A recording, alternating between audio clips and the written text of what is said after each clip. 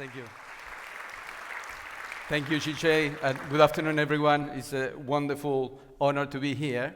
I just realized that I've been with WCN for 15 years. Charlie invited me to join in 2002 for the first ever Expo. But I also realized I've never been farther north from San Francisco until today, so I'm delighted we have taken the road show to Marin County.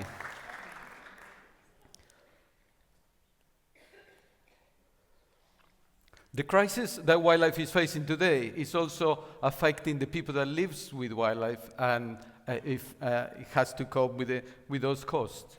And those people tend to use resources in a way that compete with wildlife. And unless we resolve this conflict, both will lose.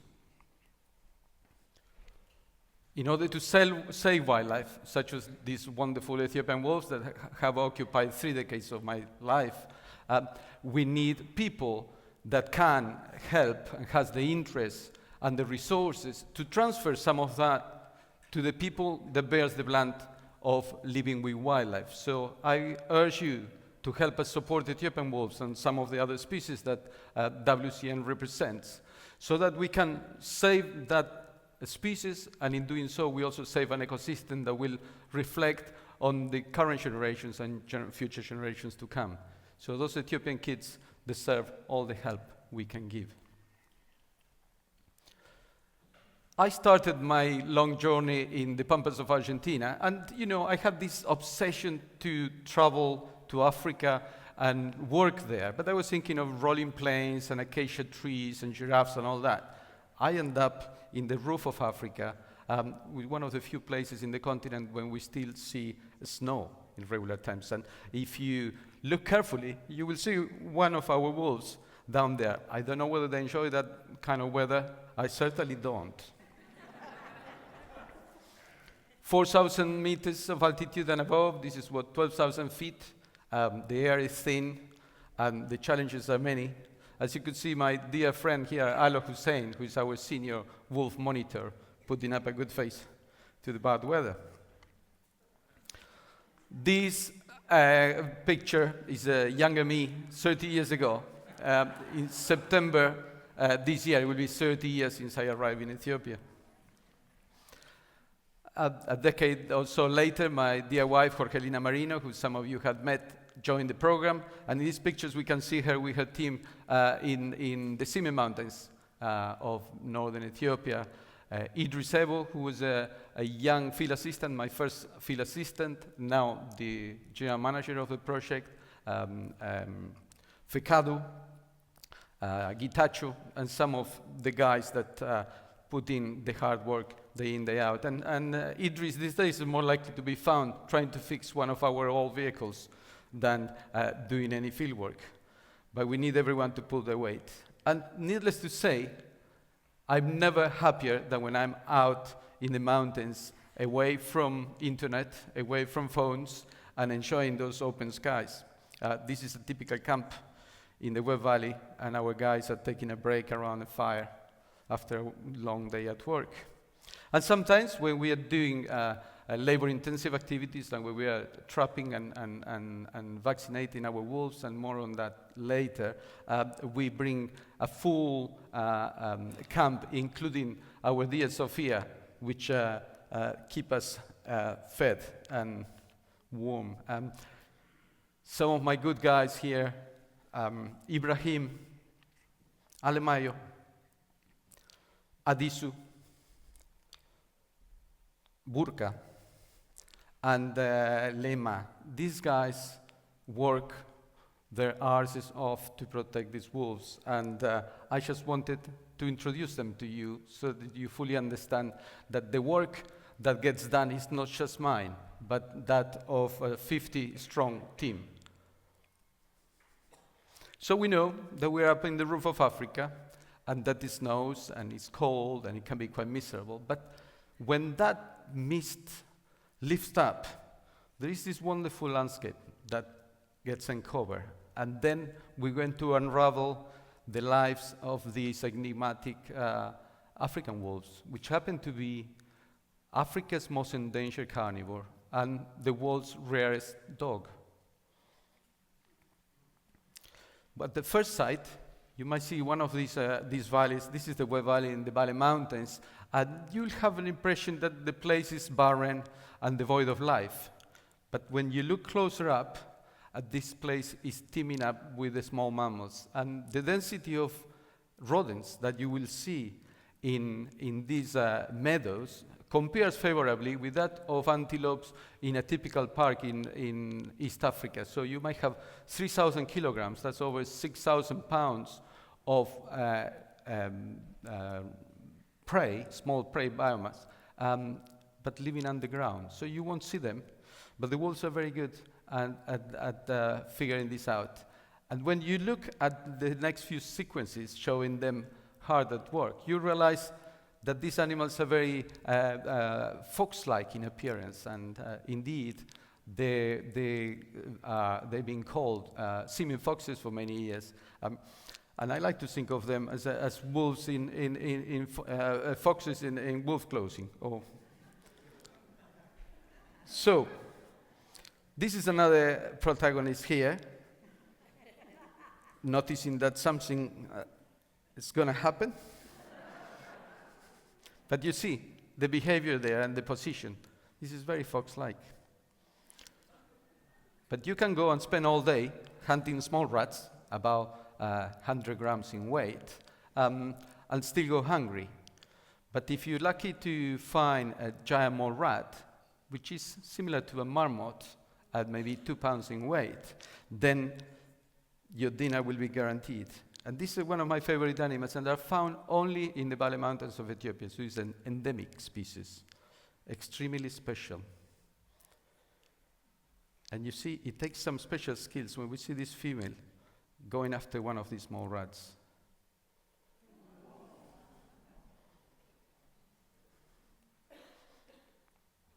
The interesting contrast here, we're talking about a wolf, which is inherently a highly social species, but it needs the space to go and hunt solitarily. So we have this interesting contrast between this predatory life as a single hunter and social life in packs that might be as large as 18 adults, and with the pups of the year, 7 pups, so you see a large concentration of these animals, and you kind of wonder, as I did as a young graduate student, what is the value of living in groups? And it was through those studies that we realized that strength in numbers helps you defend territories, and those territories with larger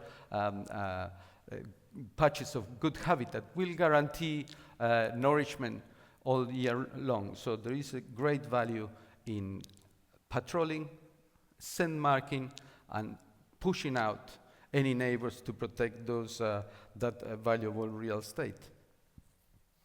And while you are in groups, like during these early morning patrols, you may also be good at having a go at hunting hares, such as these chaps here, or going into the slopes after rocky hyraxes, which is another very special animal living there. So we are perched on the edge of this roof of Africa. Indeed, the Valley Mountains, where most of these photographs come from, is the largest plateau of Afro-alpine habitat in the continent. And, you know, it is a sharp escarpment that delimits the edge of the escarpment, and when the cloud comes, the whole thing gets covered in mist, and we tend to get lost. And once a year, these packs will get themselves into reproductive mood, and the dominant female will bear pups in a barrow. It might be as many as 7 of them, and raise them up with help. In this case, she's just the mother there, suckling 6 or 7 pups, but with the help of the rest of the pack that will guard the den and protect those pups from outsiders. That might be hyenas, might be domestic dogs, it might be other wolves, and bringing food to them. And it's through this group effort or cooperative breeding that we have very high survival of those pups. And you'll know, as you would have heard, about the issues we have with recurrent disease epidemics that affect the wolves. It is very important that the numbers recover following these outbreaks, and it's through these large litters and the survival of as many pups as possible that we can see that recovery happening. Most of the information I'm sharing with you about these wolves comes from very simple field techniques. This is old-fashioned biology. We are out there with binoculars, notebooks, and little else, and our preferred means of transport, so Argentine preferable means of transport is our horses, and it's essential that we have those horses in good nick, and WCN funds all these years have helped us keep our horses fit and healthy. So out there, looking for vantage points and binoculars is the best way we have of finding the wolves. And we are quite fortunate that although these are very rare animals, we can have direct line of sight and very intimate contact with them, which many other people studying endangered species would only dream to have that opportunity. Of course, sometimes we get spotted, and all we get is just rather annoy, howl, and say, we know you're there, you know, get away, and so on. But it's kind of a recognition. And every time I receive an alarm call, I'm quite proud. I say, they've seen me, and they're putting up with our presence. And everyone is using those vantage points to see what's going on around, because it's a relatively open spaces. And you could see these pups, they're kind of hungry and waiting for an adult to bring the food.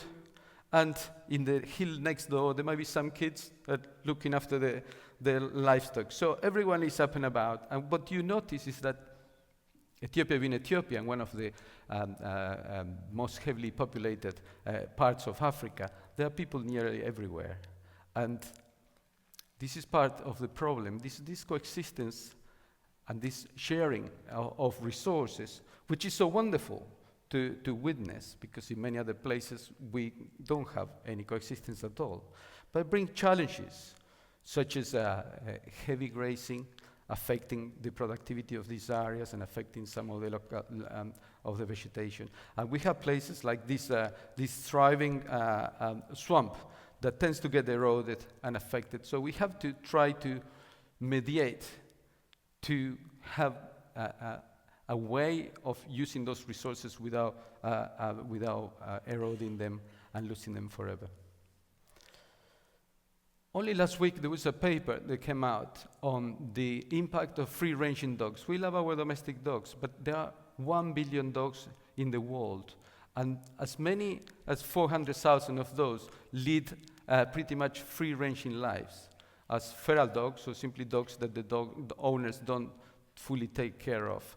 And these dogs come into the mountains with the owners, and because they don't get enough food at home, they will wander wildly in the range, and in doing so, they interact with the wolves and transmit canine-related diseases such as rabies and canine distemper. And those of you that have heard me talking before, you will know how serious this problem is. It's our most immediate and important threat affecting the wolves. And we deal with this in many ways, but the most successful tool that we have, not only to protect the wolves, but also to engage with the local communities, is through the vaccination of the domestic dogs. And we vaccinate, with the help of WCN, about 5,000 dogs every year. But unfortunately, that's not enough to prevent mortality. When we go to these villages, we check with the owners. We have a full histories on those dogs, so we know whether they've been vaccinated or not. They get the certificate. We have a campaign alerting them of the risks they face due to rabies and other diseases. But every few years, that cordon sanitaire that we provide around the wolves by vaccinated domestic dogs is breached, and an infected animal comes and contacts the wolves. And in those situations, we get permission from the authorities to vaccinate the wolves themselves. And you would have heard about previous campaigns, which are laborious and very, very stressful when you see your animals that you love so dearly dying of nasty diseases.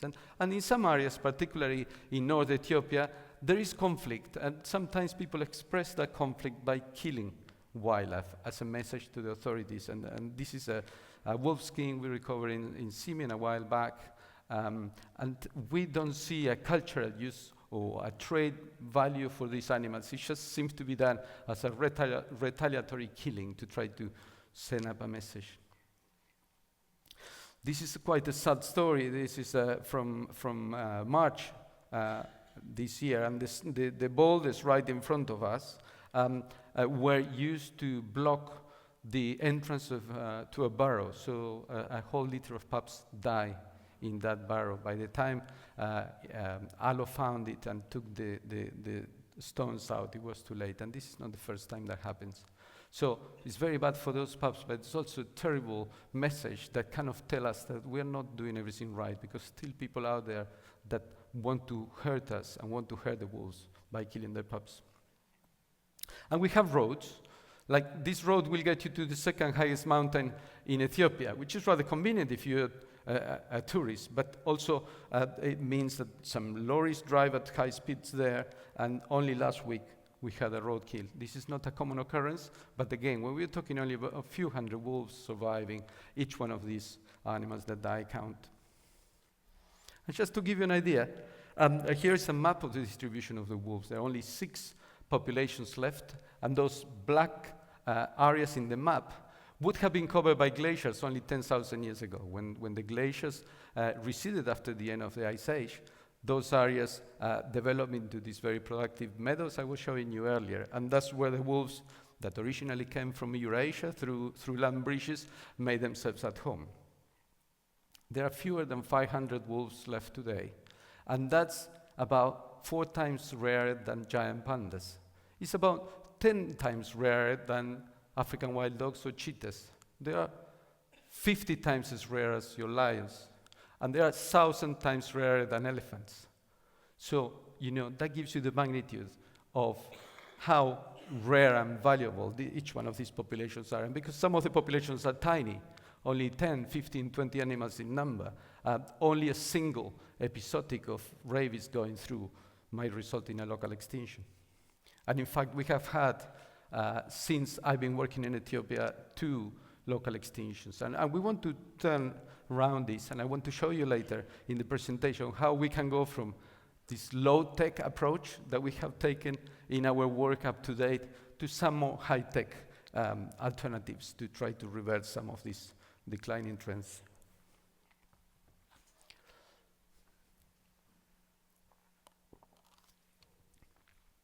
When I first went to Ethiopia, there was a civil war, a Marxist government, and restrictions in travel. So we couldn't go up to North Ethiopia. But after the revolution in 1991, we were allowed access to the north. And some of those small populations I shall show you there, north of Addis Ababa. We got my old trusty truck and some of my colleagues, and we went out and we started serving each one of these areas. And we just found wonderful places, and actually we discovered a couple populations we didn't know that existed before.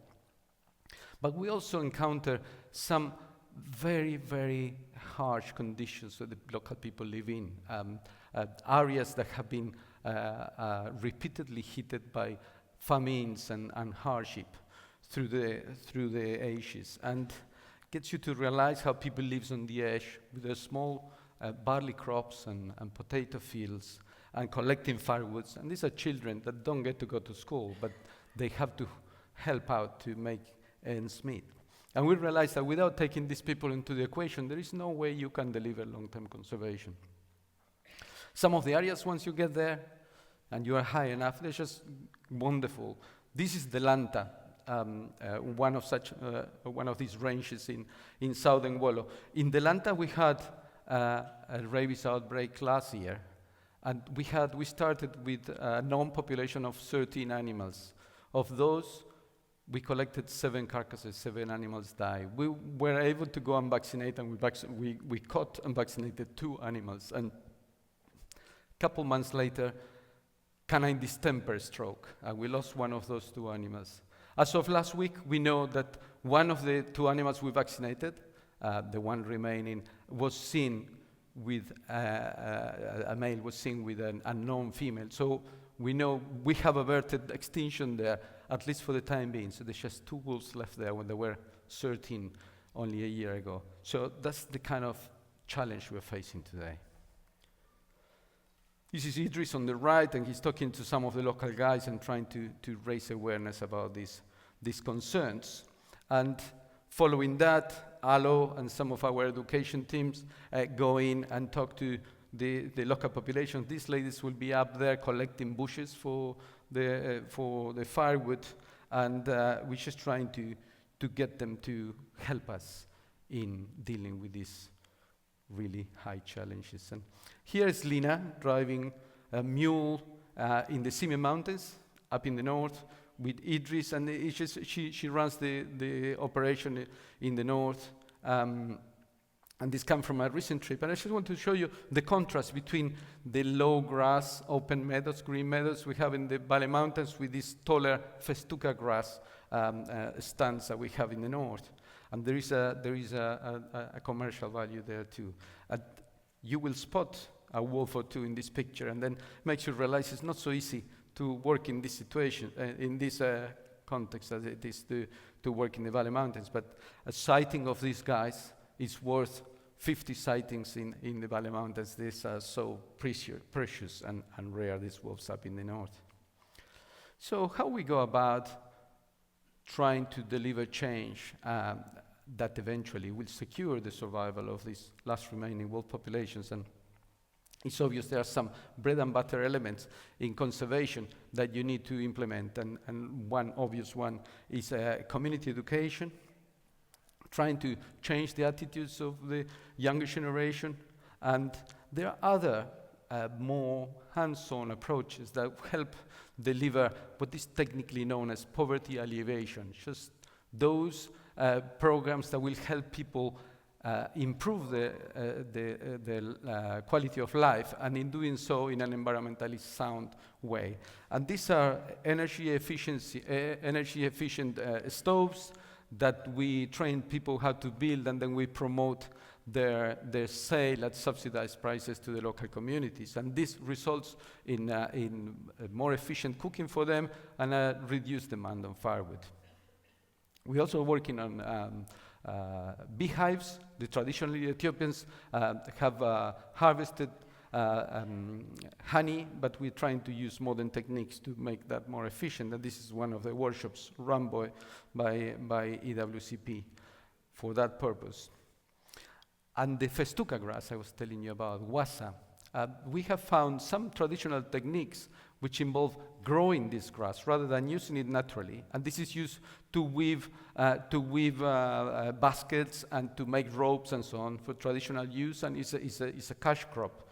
So we have used this old technique for people to grow their own crops, and so rather than going out into the common ranges to harvest the grass there. And this Fecado, my good old friend, doing experience sharing trips. So we get people from different mountain ranges and we bring them to areas where wasa gardens are used traditionally, so that they can learn about those techniques and take them back home with them. And then there is another technique that we use, which I know it will resonate with some of the solutions that other colleagues at WCN use. These are our wolf ambassadors, which in a way are similar to the lion guardians that some projects have. So these are local community youth that we train as our eyes and ears in these remote ranges. So they get a small salary and they work about 50% of the time for us. And they have mobile phones with them and binoculars, and they go around and they alert us when there is an emergency or when a rabies report happens and so on, so that we can have a rapid response team joining in. So using these wolf ambassadors has been quite revealing for us, and it's been a very successful way to engage with communities through providing local employment, only for a few. But those people have families, and that builds up trust and goodwill for the project. So it's been a win-win approach. You will remember, I mean, those of you that have followed our program or have heard our presentations before, that we have had 2 dreadful years. with rabies followed by canine distemper and high mortality of wolves in the Valley Mountains. And I know that some people are a bit concerned with me always reporting bad news. And I say, maybe, Claudio, you need to go easy on this reporting of rabies. All the time animals dying, and perhaps people want to hear more hopeful stories and more positive stories. So I want to give you a positive story. This is last November. I'm out and about with Alo, and we are surveying areas, and we found that one of our packs, the BBC pack, this is a pack I've been following for 30 years now, called BBC because it was the first pack ever filmed for television. And Alo very proudly showed me that the female had given birth, and we saw those pups emerging for the first time from that den. And since that observation in November, we have now recorded a very, very good survival, birth rate and survival in the last 6 months in the Valley Mountains, with at least 26 pups born in the Saneti Plateau and another 28 born in the Webb Valley and so on. And we are now trying to work out what it means in terms of numbers, but there is obviously a recovery from the last 2 years that have been so bad. So it's some good news to report there, and with large litters and high survival, then these animals have the ability to build numbers back up. And as Shishay mentioned, my focus is not on the numbers per se, but on the number of packs. So as long as there are enough wool packs that can breed when the situation is right, then we'll be assured that these animals will continue to ache an existence on those highlands. And that's the female coming back to the den when she saw us there spying on her pups. And this is about the happiest moment for me when I see a success in reproduction. And I'm a scientist, and I've done so much research on these wolves in all these years. I got my PhD on them and so on. But I don't want to do research for research's sake. So we use our work as a way of driving sound conservation. So it's a science-based conservation approach, and through my IUCN role, we work with national action plans that result from strategic planning, so we know what we need to do if we want to get from this situation to that situation. And this is the strategic plan that we came up with in 2011.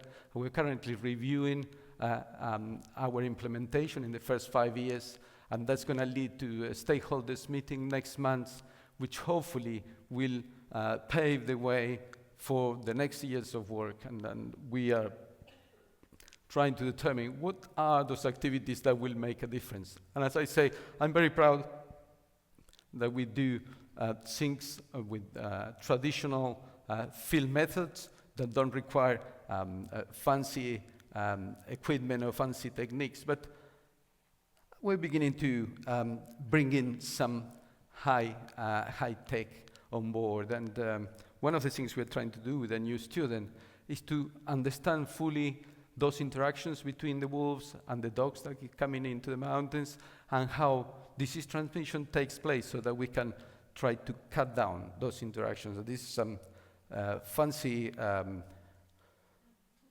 modeling that my student is doing. Don't ask me to explain this, but those yellow dots are the important ones that tells you where those dogs come into contact with the wolves and how that affects likelihood of disease transmission. And we're also busy trying to demonstrate to the government that we cannot go on with a reactive approach to dealing with disease. We can't just be called in to intervene once the animals are dying. We want to be able to bring in a proactive approach to vaccination, to disease control, the same way we do in human populations.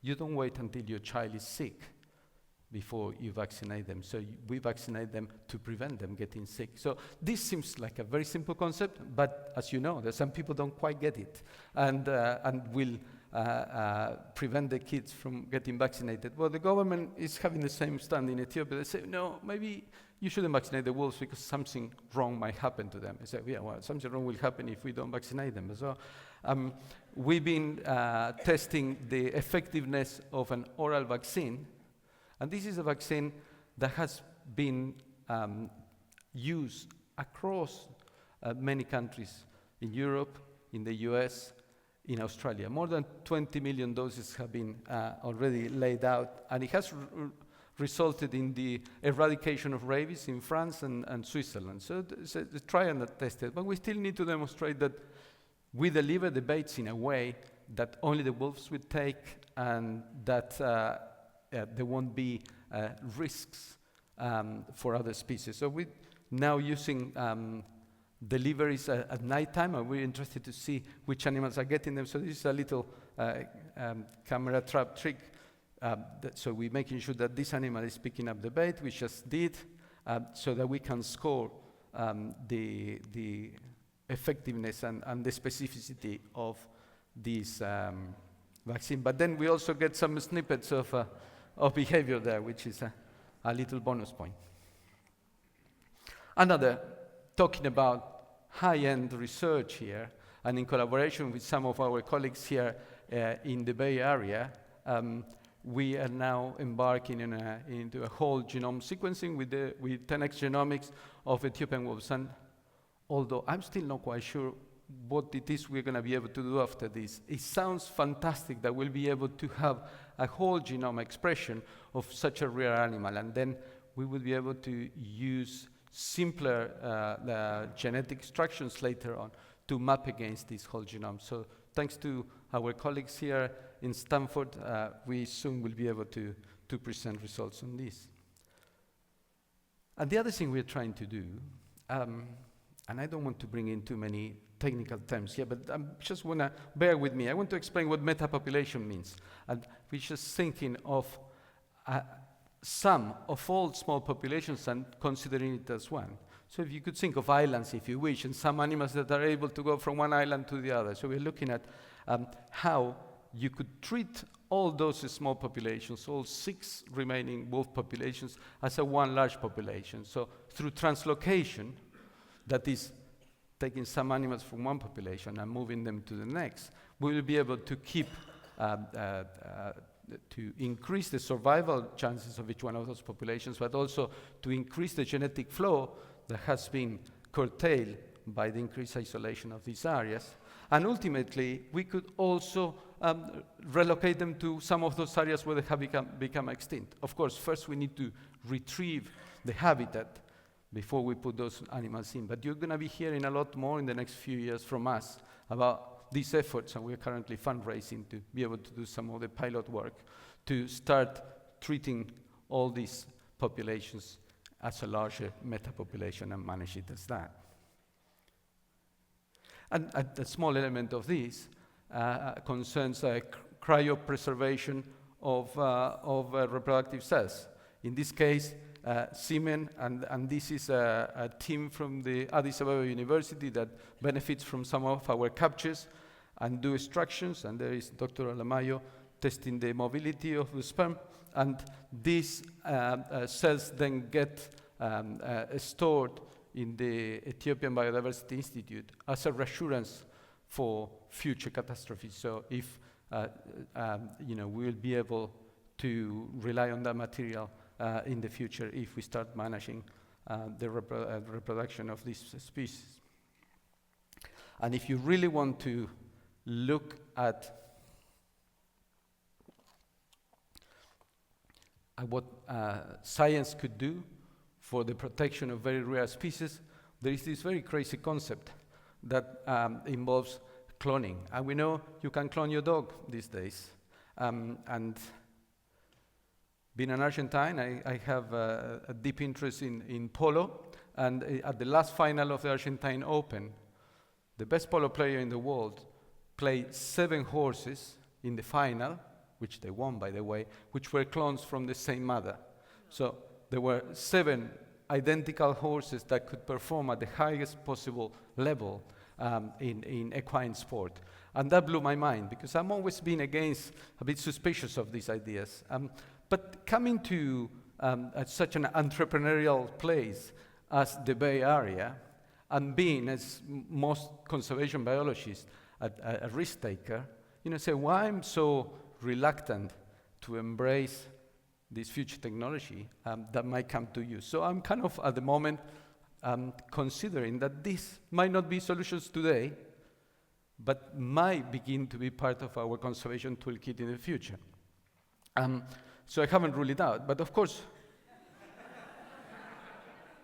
what's going to happen to diversity? You're just going to have, many copies of an identical animal, and how are we going to do it to put them back into the wild and train them to behave as a wild animal, and how are we going to deliver the conservation of the habitat they need to live in? So this is a little bit in the realm of science fiction for now, but I'm just saying that because the stakes are so high, we need to consider every potential technique out there in conservation. So I just wanted to contrast a little bit, the value of using old-fashioned, simple techniques, and maybe throw in a little bit of ingenuity and cutting-edge science. But the bottom line here is that unless we find ways of getting the people that cares and the people that can afford, and government agencies that could help those countries in need and those populations that live hand in hand with wildlife and pay the cost of living with wildlife. And in doing that, we might be able to deliver the protection of these wonderful, rare and special threatened species, not just the Ethiopian wolves, but many other species we hear all the time. And also delivering a better lifestyle for the people living hand in hand with them. I believe it can be done, but it cannot be done without your help. So I urge you to support us in any way you can. And I want to share with you the gratefulness of my team. This is just a subset of the 50+ people working for the Ethiopian Wildlife Conservation Program. And for them, this is a passion, but it's also a means of making a living. There are families behind them, and there are communities behind them. And these guys have derived an incredible respect and support from the communities because of the work they do. And this wouldn't have been possible without your help. So thank you from them. Thank you.